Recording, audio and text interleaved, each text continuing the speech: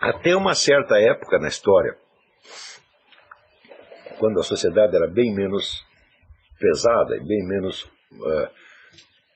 organizada e abrangente, né, do que é hoje, digamos o século IV, o tempo de Santo Agostinho, né, podia-se dizer que os elementos alienantes, os elementos dispersantes, eram, sobretudo, aqueles que estão relacionados ali nos 7 pecados capitais, a cobiça, a luxúria, etc, etc.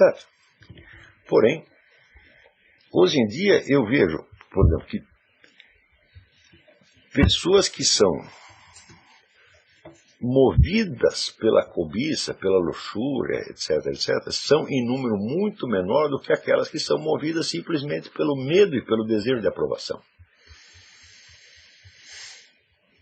As pessoas que são dirigidas pela cobiça, por exemplo, Zé Dirceu. Quantos Zés Dirceus existem no Brasil? É um número pequeno. Eles estão todos com os bolsos cheios de dinheiro. O que não acontece com a maioria. O Zé Dirceu, para ele fazer o que ele fez, ele precisa ter uma ousadia. Ele precisa ter uma coragem, uma cara de pau. Está entendendo? Vamos dar um cafezinho. Então, ele já é, de certo modo, uma pessoa notável, uma pessoa diferenciada. Quer dizer, uma pessoa que não é dirigida pela pressão externa, mas pelos seus próprios objetivos. Eles são objetivos malignos, tá certo? Mas são os dele, afinal de contas. É isso.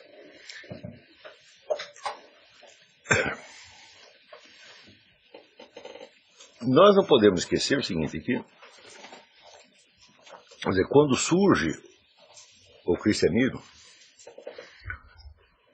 ele surge num ambiente greco-romano, onde os costumes eram de uma baixeza que hoje nós não conseguimos imaginar. Por exemplo, hoje, diante da pedofilia, nós ficamos escandalizados e nós a combatemos como um crime. Ao passo que, naqueles meios, a pedofilia era aceita como um hábito não muito conveniente, porém legítimo. Era normal em Roma e na Grécia que todo homem adulto, de certo homem de posses, tivesse, além das suas amantes, alguns garotos de 14, 15 anos, tá certo? Que o serviam sexualmente. Isso era normal naquela época. Né? Era normal matar as crianças indesejadas.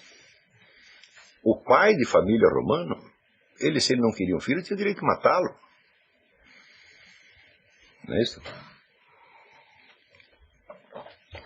Vamos dizer, mesmo entre pessoas que tinham recebido, vamos dizer, a mensagem divina, a revelação, os judeus, né, havia costumes que hoje nos parecem absolutamente chocantes. Por exemplo, o sujeito não queria mais a mulher e simplesmente mandava embora.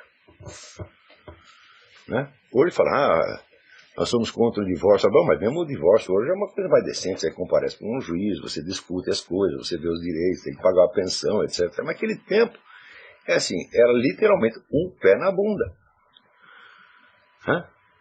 Muitos desses costumes antigos prevalecem em certas áreas da humanidade. No mundo islâmico, por exemplo, quando o sujeito manda a mulher embora, ele tem autoridade total sobre os filhos. Se ele não quiser, a mulher nunca mais vê os filhos. Entendeu? Então,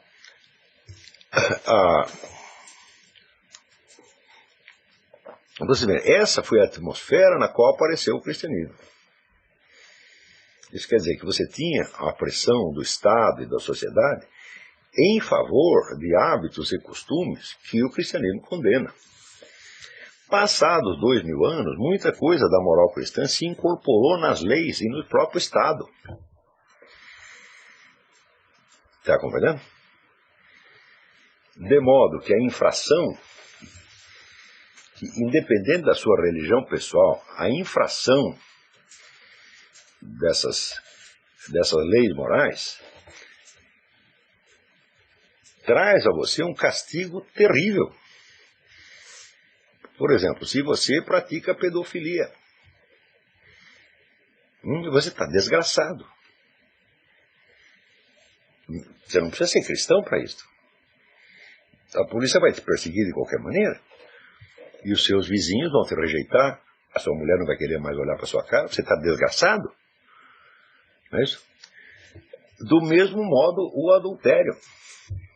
Que é uma coisa, sem dúvida, muito menos grave do que a pedofilia. O adultério pode desgraçar uma vida. Hoje em dia. Agora, você imagina, né, um senador romano ser desgraçado, perder o seu lugar no Senado, perder o seu dinheiro por causa de um adultério. Isso é absolutamente inconcebível. Ele cometeu o adultério, 2 adultérios, 3 adultérios, manda a mulher calar a boca e pronto. Né?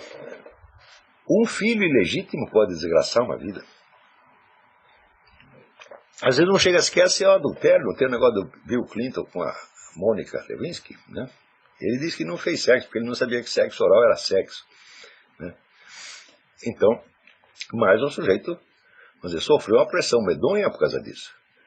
Você vê durante as eleições americanas, a Sarah Palin, né, levou tomate e pedrada de tudo quanto é lado, não porque ela teve um filho ilegítimo, mas porque a filha dela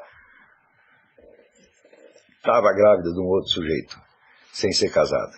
Então, estas infrações, vamos dizer, que são infrações que não existiam na legislação antiga, que foram introduzidas pelo cristianismo, elas se incorporaram na estrutura do Estado, se incorporaram nas leis, se incorporaram no sistema de pressões que a sociedade impõe a você.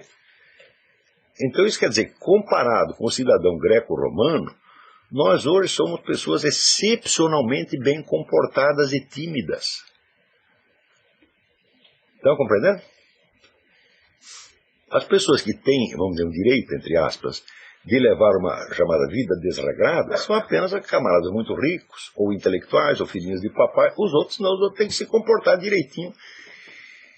Mesmo entre os muito ricos, só os ricos anônimos têm o direito de fazer isso. Porque se você tem um cargo público, por exemplo, acabou o seu direito. Não teve outro dia o governador da onde? O governador de Nova York. Foi pego no hotel com uma prostituta. Pronto, acabou a carreira do homem. Você imagina isso acontecer a Júlio César.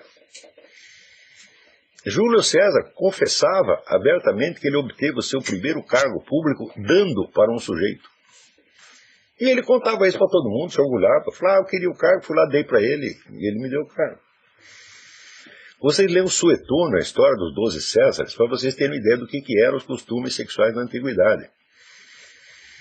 Quer dizer, a lei cristã ela veio para acabar com isto. Passados 2000 anos, como muito dessa lei se incorporou no sistema jurídico no Estado, você não precisa mais ser cristão para você estar submetido a esta pressão. Você já nasce no meio delas. Estão compreendendo? Então, quer dizer, o medo de você ser marginalizado, ser destruído socialmente, por causa da mais mínima infração disso aí, é hoje infinitamente mais presente do que o desejo de cometer certos pecados da carne. Estão compreendendo? Então, eu digo, não é mais sua cobiça e sua luxúria que vai afastar você de você mesmo. É o medo que você tem da cobiça e da luxúria. Você não é sincero o suficiente com você mesmo, sequer para você ter cobiça e luxúria. Você está muito alienado